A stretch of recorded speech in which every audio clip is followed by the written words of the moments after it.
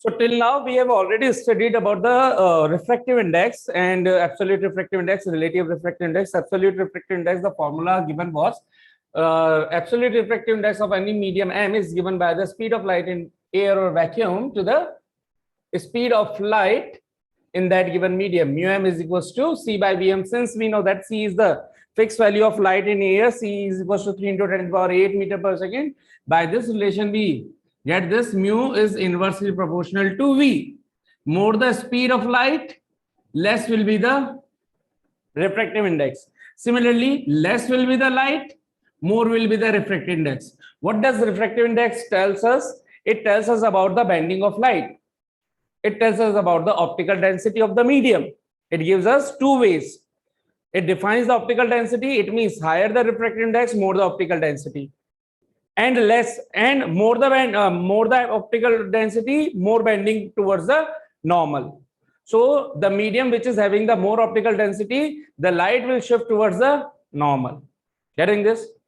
Less will be the optical density. That means less value of mu represent the least optical density. That means it is the rarer medium. In rarer medium, the light will bend away from the normal. Then these are the few things which you need to remember, right?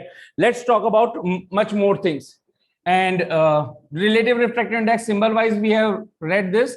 1 mu2 is defined as the relative refractive index of medium 2 with respect to medium 1, mu2 by mu1. We have taken the symbol 1 mu2. 2 mu1, relative refractive index of medium 1 with respect to medium 2, mu1 upon mu2. Getting this? All right.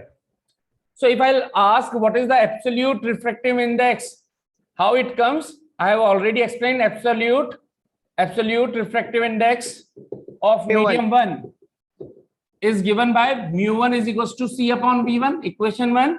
C upon V1. Absolute refractive index of M2 is given by mu2 is equals to C upon V2, equation 2. Mu is equals to C upon V2. Right? Very good. Now, if I want mu2 upon mu1, what I need to do? 2 by 1. Mu2 by mu1. I want this one, mu2 upon mu1. So what I'll write? Mu2 by mu1 is equals to mu2 by mu1, which is read as 1 mu2 is equals to mu2 is C by V2 and C this by is V1 C by by C by V1. V2. C and C gets cancelled out. V1 will go in numerator, V2 will come in denominator. It will become V1 upon V2. Again, we are having the relation 1 mu2 is equals to mu2 upon mu1 is equals to V1 upon V2.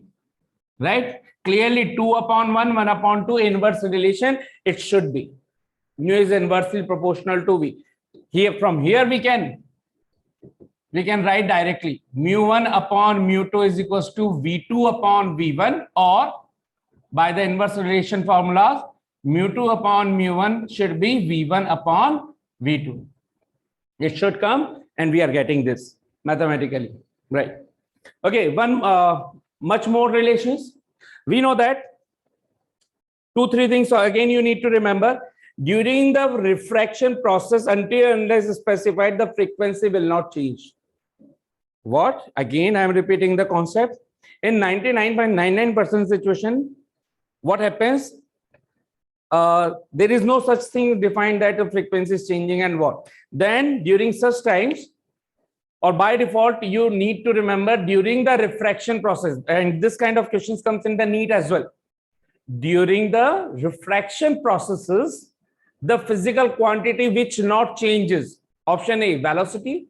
Option B, wavelength. Option C, frequency. Option D, all of these. Then, or none of these. Then you have to know only frequency is that physical quantity which will not change its phase until unless specified. So the correct answer should be frequency. What is the main condition when the frequency may also change? If the source and observer are in relative motion. If either source of light is moving towards or away the observer, or observer is moving towards or away the source of light. Means a light bulb is there, or you are holding a torch, your friend is standing somewhere. If both of you are not moving with respect to each other, or if both of you are moving in such a way, see my hand's position with respect to them, both of the hand, the position of them or the gap between them or the distance between them is not changing, whether both are moving. But with respect to each other, both of them are at rest, right? It means both are moving with a constant velocity or constant speed, right? So if there is no such a relative motion between the source of light and the observer, then always frequency of light will not change. Very important concept. And based on this, the Doppler effect is being explained, which has been removed from your syllabus, right? So this is the main content. What? This physical quantity does not change, frequency will not change during the refraction. Okay, why I'm explaining all such things? Because we know there is some relation among the 2-3 quantities: speed of light, frequency, and wavelength. We know there is some relation in grade 9, 10 as well as in grade 11. You have seen that if I'll just show some wave whose one cycle represents, distance of one cycle represents the wavelength lambda, right? One cycle oscillation means one oscillation. One complete cycle means one oscillation. One oscillation. The time taken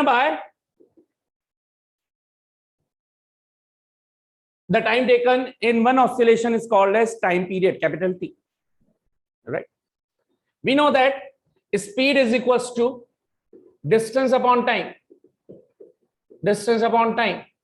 So V is equals to this distance is how much in one cycle, lambda, and time is how much, capital T.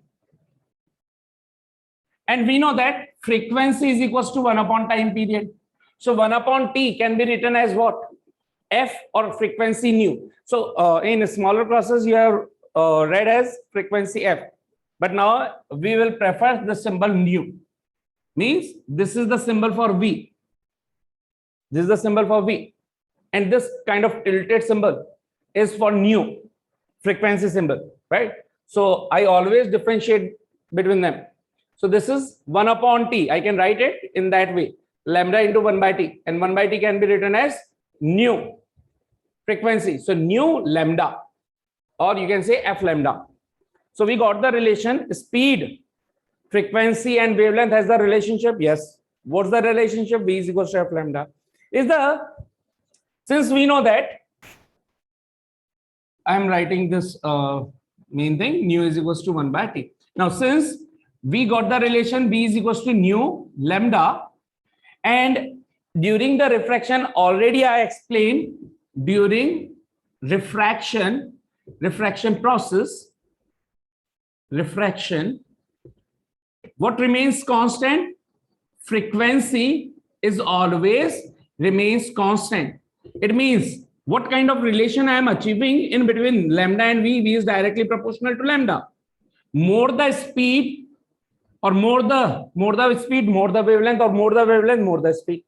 That's why we say that the red color wavelength is having the maximum, or speed of light for red color is maximum. That's why we are able to see the red color from the very large distances, because the speed of light for red color is maximum, right? These are the ways. It means V is directly proportional to lambda, and V is also related with mu, inversely related. Yes, please ask. Sir फिर blue colour की सबसे कम होती है ना wavelength? Obviously red color is having the maximum wavelength. That means the blue or violet color would be having the least wavelength and least speed, obviously, right? Okay, now let's have the relationship between mu and lambda. Now, since we got the relation, mu is inversely proportional to V, but V is directly proportional to lambda, then how I can relate? Mu is inversely proportional to V, inversely proportional to lambda. It means more the wavelength, less value will be of refractive index. It means, and less refractive index means rarer medium. Less refractive index means rarer medium. More wavelength, more speed, more wavelength, more speed, least value of refractive index. Least value of refractive index means less optical density. Less optical density means rarer medium. Rarer medium means Rarer medium means speed larger, more speed, higher speed, right? Fast. This is the relationship. Again, can I achieve this by this logic? Yes, obviously. V1 upon V2. For medium 1, what I can write the relationship? Let's suppose this is the refraction process. This is the medium 1. Some light is moving with the speed V1, having the frequency nu with wavelength lambda 1. It hits the surface interface at this point and passes to medium 2, which is having the speed in which light speed is V2. Frequency, since I have told that frequency remains same, so nu is again remains same, nu and nu. You can say F1 is equals to nu, F2 is equals to also nu. But wavelength will be changed because the speed of light will get changed. Let's suppose this is the rarer medium, this is the denser medium. Rarer to denser, bending will be towards the normal. Right. What relation I can write in between them? V1 is equals to nu lambda 1. What relation I can write here? V2 is equals to nu lambda 2. Put the value and you got the relation. Mu2 upon mu1 is equals to V1 upon V2. V1 is equals to nu lambda 1. V2 is equals to nu lambda 2. You got it? Nu and nu gets cancelled out because during the refraction frequency does not change. If it's not changing, then what would be getting? Lambda by 1, lambda 1. It means mu2 upon mu1, 1 upon 2. 2 upon 1 is equals to 1 upon 2, 1 upon 2. It means both are having, V and lambda both are having the inverse relation. It should be, yes. Because V is directly proportional to lambda. More wavelength, least value of optical density. Less wavelength, more optical value, more optical density. That means denser medium. Okay, how many of you got it till now? तो देख लीजिए जल्दी से इनको एक बार sum up कर लेते हैं. अगर कहीं पे है, सबसे पहले हमने रिलेशन देखा क्या, 1 mu2 को बोला गया mu2 अपॉन mu1 और mu2 अपॉन mu1 से बना v1 upon v2, v1 upon v2 से बना lambda 1 अपॉन lambda 2. और इन कुछ बातों से एक रिजल्ट हम निकालते हैं कि if mu2 is greater than to mu1, तो इसका मतलब मोर ऑप्टिकल डेंसिटी, मोर ऑप्टिकल डेंसिटी. mu1 कम है, इसका मतलब mu1 की वैल्यू कम है, मतलब लेस ऑप्टिकल डेंसिटी. मोर ऑप्टिकल डेंसिटी मींस कौन सा medium? Denser medium. Denser medium means rarer medium. ठीक है. अगर mu2 की वैल्यू ज्यादा है तो ये भी बताता है मोर बेंडिंग, कि बेंडिंग ज्यादा होगी, ज्यादा एक्सटेंड में होगी. मतलब एक तो रही है इतनी बेंडिंग और एक हो रही है ज्यादा. तो मान लीजिए ये किसी और के कंपैरिजन में ज्यादा था, मान लीजिए एक और 3 होता, ऐसे लिख देता, तो इससे ज्यादा बेंडिंग लाइट इसमें होती और इससे भी ज्यादा बेंडिंग इसकी होती इस वाले मीडियम में, इस तरीके से. सो मोर बेंडिंग, ठीक है. लेस बेंडिंग का मतलब ही अवे फ्रॉम नॉर्मल आप समझ सकते हैं एक तरह से, अगर इन दोनों में कंपेयर करें तो, है ना. More bending towards the normal, less bending towards the normal, इसका मतलब अवे द नॉर्मल, ऐसे भी आप समझ सकते हैं. अच्छा, mu2 upon mu1 denser medium है और mu2 ज्यादा है, तो इनके इनवर्स रिलेशन से यहां पे देखें 2 अपॉन 1. अगर 2 ज्यादा तो 1 कम, सॉरी 2 ज्यादा तो 2 कम. ये इनका इनवर्स रिलेशन है ना. तो V2 अगर लिखूं तो ये क्या होगा इसके इनवर्स रिलेशन से? If this is greater, if 2 is greater than 1, then V2 should be less than to V1. Obvious सी बात है कि स्पीड क्या होनी चाहिए डेंसर मीडियम में? कम होनी चाहिए. हो रही है, ठीक है. सिमिलरली दूसरा रिलेशन जो डायरेक्ट V से भी आता है और इससे भी आ रहा है, λ2 शुड बी λ1. ये एक इंपॉर्टेंट आपका कॉन्सेप्ट निपटा है. frequency remains constant during refraction. तरीका मैंने आपको बता दिया है. until unless there is relative motion between the source of light and observer, उनके बीच में कोई relative motion नहीं होनी चाहिए. ठीक है. Question,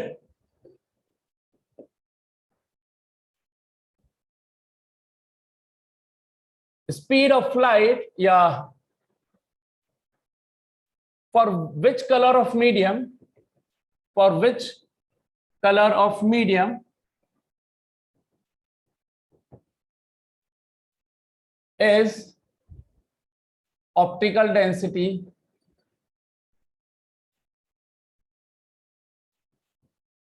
is highest? A, red, B, violet, C, orange, D, green.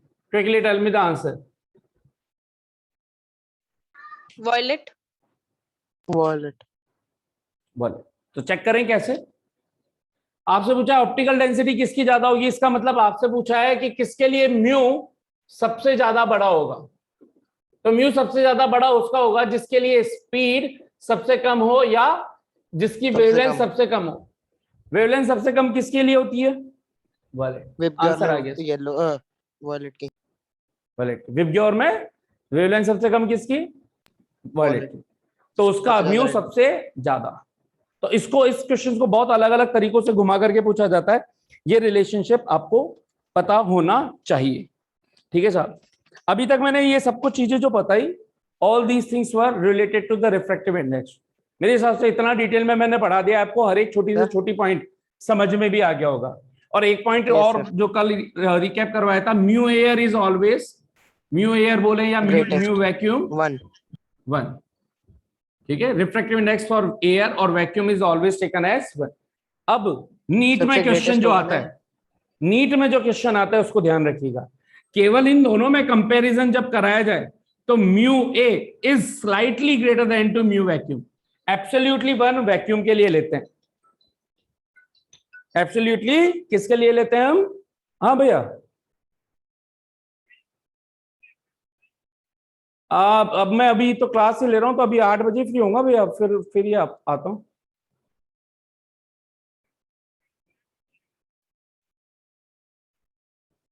तो देखिए यहाँ पर म्यू एयर और mu vacuum generally by default हम क्या लेते हैं, जब भी न्यूमेरिकल्स करने होते हैं हमें one, we will be taking the value of mu air और mu vacuum, absolute refractive index with respect for air and vacuum one. लेकिन नीट में क्वेश्चंस क्या पूछा जाते हैं, नीट में क्वेश्चन पूछे जाते हैं म्यू एयर और म्यू वैक्यूम की वैल्यू क्या होती है? Equals to one, greater than one, less than one, less than equal to one. तो ये ऑप्शन करेक्ट है, यानी कि हम एब्सोल्यूट लेंगे तो किसका लेंगे? One mu vacuum, one vacuum के लिए। वैक्यूम के कंपैरिजन में दुनिया का कोई सा भी मीडियम, हर एक मीडियम उसके कंपैरिजन में डेंसर है, और जो भी डेंसर होगा उसकी वैल्यू हमेशा वन से ज्यादा ही आएगी, उसकी वैल्यू हमेशा वन से ज्यादा ही आएगी। ठीक है, क्यों? क्योंकि म्यू वैक्यूम के लिए एक्चुअल स्पीड होती है सी। तो वी वैक्यूम लिखूं तो सी बाय सी परफेक्ट वन इसके लिए आता है। ठीक है, जबकि अगर म्यू एयर की बात करें तो mu air c upon v air, तो भले ही 3 इंटू 10⁸ न्यूमेरिकल के लिए लिख देते हैं, लेकिन एक्चुअल में एयर के अंदर, एटमॉस्फेयर के अंदर थोड़ी तो स्पीड में मामूली सी तो कमी होगी, यानी कि स्लाइटली ये क्या हो जाएगा? कोलाइड होती होगी ना, कम हो जाएगा। कम हो जाएगा तो नीचे वाली क्वांटिटी कम, तो ओवरऑल क्वांटिटी क्या हो गई? वन से ज्यादा। तो हमेशा वैक्यूम के रेस्पेक्ट में देखते हैं, लेकिन अगर न्यूमेरिकल्स कर रहे होते हैं कुछ नहीं बोला जाता, तो एयर और वैक्यूम, तो इसकी वैल्यू आती है जनरली म्यू एयर की 1.01 something, mu air is equal to 1.001 ऐसे करके कुछ आती। तो अब 2 डिजिट तक देखें तो ये भी 1.00 है, इसको भी देखें तो 1.00 है, इसलिए इसको सेम ले लेते हैं, लेकिन ये कुछ इस तरह से चलती है 1.0015 समथिंग। तो ये कुछ छोटी छोटी चीजों का ध्यान रखना है। ठीक, अब हम बात करते हैं साहब लॉज ऑफ रिफ्रैक्शन की। रिफ्रैक्टिव इंडेक्स से रिलेटेड मैंने बहुत कुछ बताया है आप लोगों को, ठीक है, और वो इसलिए भी जरूरी है क्योंकि पूरे, हाँ बेटा बोलो। सर मैं कह रहा हूँ ये इसमें ज्यादा कम, इसमें कम इसलिए होती है ना क्योंकि इसमें पार्टिकल से कोलाइड होती है लाइट। हाँ, ऑब्वियसली बात है ना, मीडियम के अंदर उनकी डेंसिटी, ऑप्टिकल डेंसिटी क्या हो जाती है? बढ़ जाती है। उसमें पार्टिकल्स पास आ जाएंगे तो उसको क्या हो जाएगा? उसमें से निकलने के लिए रास्ता थोड़ा कम होता जाएगा, नैरो बनता जाएगा। या फिर आप ये भी बोल दो कि वही कि कोलिजन टाइप का हो जाता है जब हम इसको पार्टिकल नेचर पर स्टडी कर रहे हैं, क्योंकि ऑप्टिक्स पढ़ रहे हैं हम, रे ऑप्टिक्स। तो ऐसा कुछ, ठीक है। नेक्स्ट हम बात कर रहे हैं, अभी तक हमने पढ़ा था रिफ्रैक्शन का कॉन्सेप्ट, समझ लिया कि refraction, what is refraction, bending of light from its actual path whenever the light passes from one medium to another, this phenomenon is known as refraction. ये रिफ्रैक्शन हमने देख लिया। रिफ्रैक्शन का हमने तरीका भी समझ लिया कि अगर कोई लाइट रे है, वो इंसिडेंट हो रही है किसी पॉइंट पर, तो इस पॉइंट को ऑप्टिकल पॉइंट ऑफ इंसिडेंस बोलते हैं, ओ। इस रे को इंसिडेंट रे बोलते हैं, और जिस सरफेस के जिस पॉइंट पर हिट हुई है पॉइंट ऑफ इंसिडेंस, और इंटरफेस जहां से ये एक मीडियम दूसरे मीडियम को सेपरेट कर रही होती है, जो ट्रांसपेरेंट लाइन, उस सरफेस को हम बोलते हैं इंटरफेस। इंटरफेस या रिफ्रैक्टिंग सरफेस, इंटरफेस बोले या रिफ्रैक्टिंग सरफेस बोले, रिफ्रैक्टिंग सरफेस। इस रिफ्रैक्टिंग सरफेस के परपेंडिकुलर एक लाइन ड्रॉ की जाती है जिसको बोला जाता है नॉर्मल। ये ऊपर भी वही नॉर्मल है और नीचे भी वही नॉर्मल, एन एन डैश, ठीक है। नॉर्मल और इंसिडेंट रे के बीच में बनने वाला एंगल कहलाता है angle of I, angle of incidence. Angle I क्या है? Angle of incidence. किन किन के बीच का angle? Angle between normal and incident ray. अब ये लाइट, अगर ये मीडियम सेकंड प्रेजेंट नहीं होता, मीडियम वन ही रहता, तो ये सीधी बिना डेविएट होते चली जाती। लेकिन क्योंकि यहाँ पे मीडियम में चेंज है, एक की ऑप्टिकल डेंसिटी μ1 है, एक की ऑप्टिकल डेंसिटी μ2 है, और हम मान रहे हैं कि सेकंड वाले की ऑप्टिकल डेंसिटी ज्यादा है। ऑप्टिकल डेंसिटी को किससे रिप्रेजेंट कर रहे हैं? रिफ्रैक्टिव इंडेक्स से। इसलिए रिफ्रैक्टिव इंडेक्स का पता होना बहुत जरूरी है। तो if μ2 is greater than to μ1, इसका मतलब ये मीडियम हो गया डेंसर, ये मीडियम हो गया रेयर। रेयर टू डेंसर आएगी तो light will bend towards the normal. जो लाइट बेंड हुई है अपने एक्चुअल पाथ से, उसको बोला हमने रिफ्रैक्टेड रे, रिफ्रैक्टेड रे। And the angle between the normal and the refracted रे in the refracting medium is known as angle of refraction. So angle R is angle of refraction,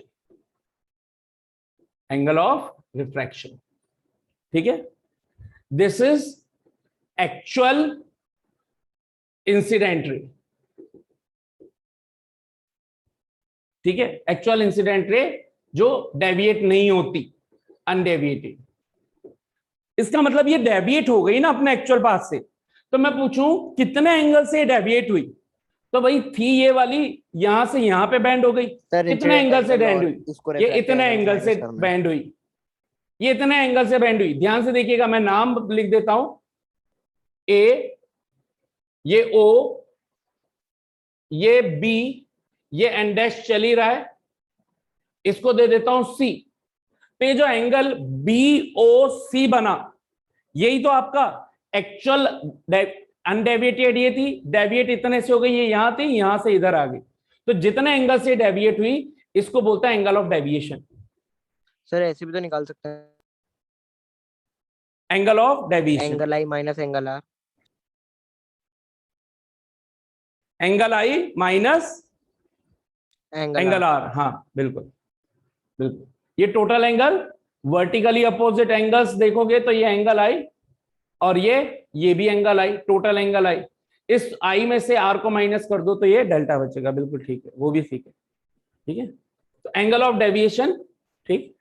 अच्छा साहब, so angle delta is known as angle of deviation, जितने से ये deviate होती है। Medium सारे clear हो गए। μ1 क्या बोला जाएगा? Absolute refractive index of medium 1। μ2 absolute refractive index of medium 2, where we have taken μ2 is greater than to μ1, that's why it is denser medium, optically denser, and it is serving as optically rarer medium। Let's talk about ये refraction concept के बाद और refractive index सीखने के बाद, what are the laws of refraction? Laws of refraction, there are two laws of refraction. First law, of refraction states that the incident ray, normal and refracted ray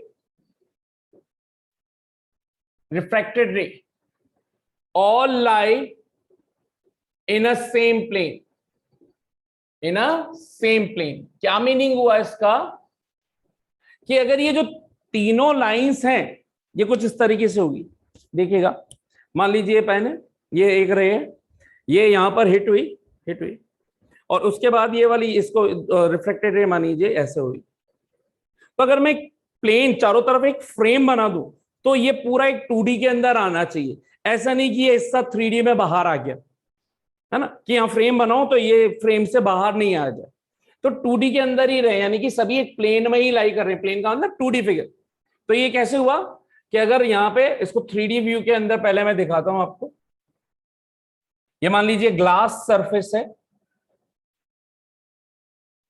light incidented here, this is the normal line and it bended here.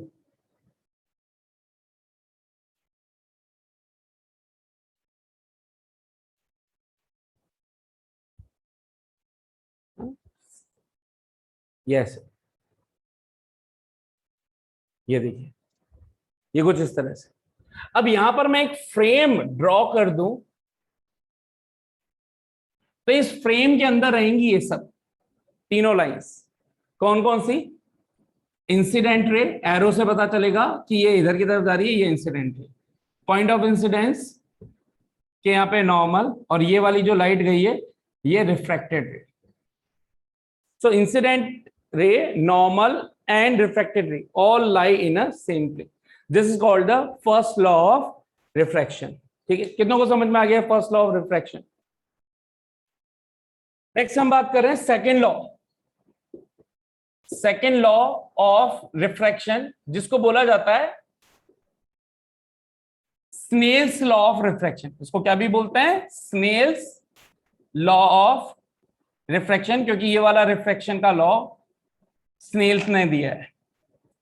ये कहता है कि जिस medium के अंदर जो भी angle बन रहा है, अगर ये मीडियम 1 है और ये मीडियम 1 का एंगल मान लीजिए θ1 है, जिसको हम एंगल आई बोल रहे हैं बेसिकली, एंगल ऑफ इंसिडेंस, और ये मीडियम 2 है जिसके अंदर कॉरेस्पॉन्डिंग जो नॉर्मल और इनके बीच में एंगल बन रहा है उसको θ2, जिसको हम एंगल ऑफ रिफ्रैक्शन बोलते हैं यहां पर रिफ्रैक्शन के रेस्पेक्ट में। तो ये कहता है कि जो θ1 साइन ऑफ